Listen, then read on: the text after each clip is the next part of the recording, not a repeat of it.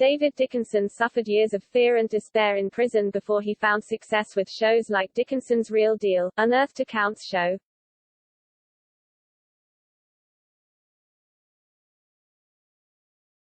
The much-loved presenter, who has been a fixture of daytime television for decades, turns 80 years old today.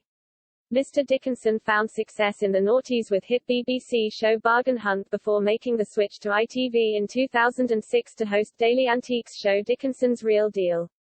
The TV star was an antiques salesman before a chance meeting with a BBC producer at a barbecue led to a two-part documentary about Mr. Dickinson preparing for an antique show at the Olympia.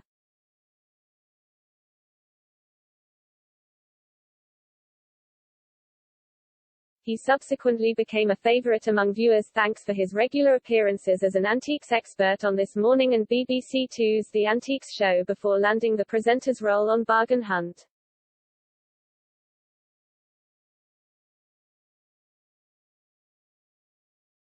However, before his television success, Mr. Dickinson served 3 years of a 4-year prison sentence for mail-order fraud at just 19 years old.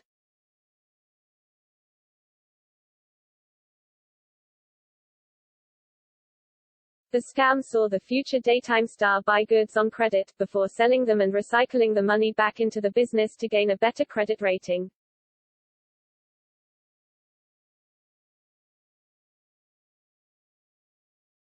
He was charged with conspiring with others to defraud several firms in a 2-week trial at Manchester Crown Court.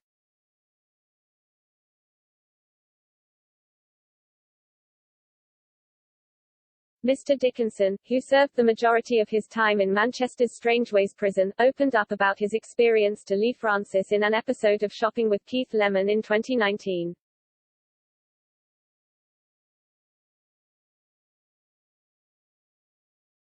He said, "And then as I got older, I got involved, because I was a bit of a cocky little bee *******. I got involved in fraudulent type activities and got sent to prison.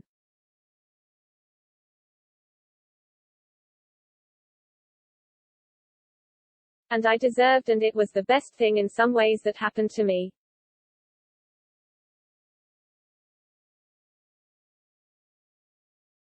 It wasn't short and sharp. I was there for about 3 years, but that put the fear of God into me and I didn't want any more of that.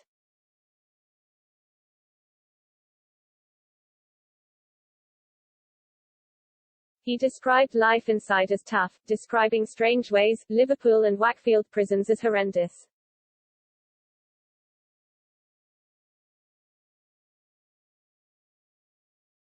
He said he wanted to say to young people, "Don't go the wrong way, it'll be ****** your life up."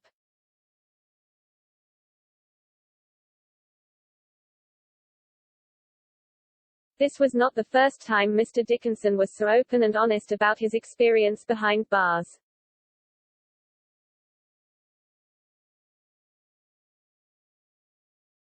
In 2003, he spoke of the despair and fear in prison.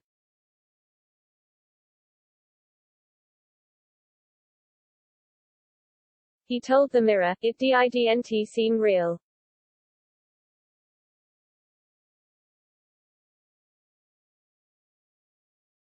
In those first days, shock was the overriding experience, then, gradually, I accepted this was my own fault.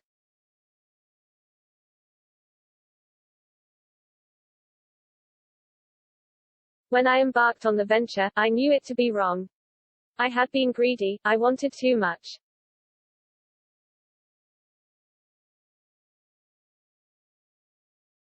I hated every moment, but I knew I had to get through. I vowed I would never do anything to put myself back in this position."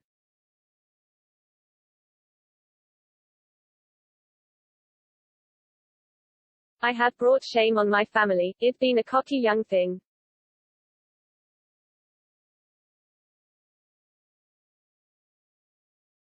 The Dickinson's Real Deal star was locked away with murderers, gangsters and spies, including Peter Kroger, the Briton who spied for the Russians in the 1950s and stole atomic secrets.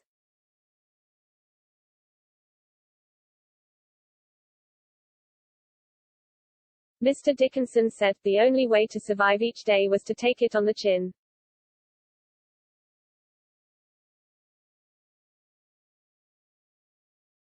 It was like facing the bullies at school, but far worse. Every day there was a new dragon to defeat.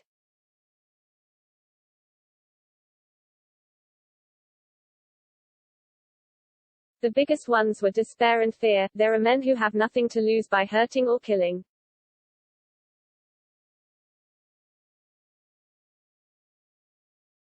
Like other white-collar criminals, Mr. Dickinson was sent to work in the prison canteen and spent his earnings on chocolate and stamps.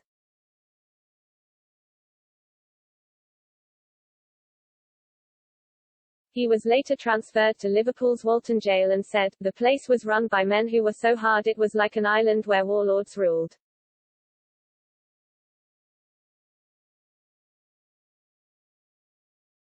At the top of the prison hierarchy was the criminal elite.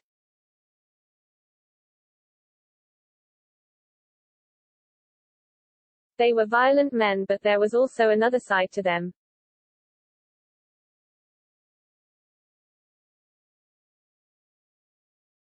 Many had come from generations of criminals who had always lived outside society.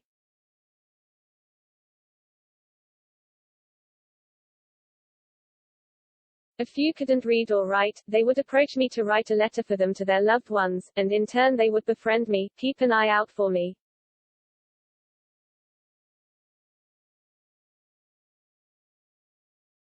Oddly enough, it was against their code to pick on weaker men. In their language this was a liberty.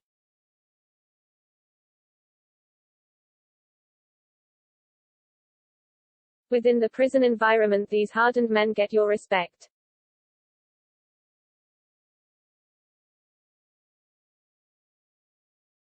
I learned to mind my own business and I vowed when I got out I would leave it all behind me. I went to the library, got books, started to study.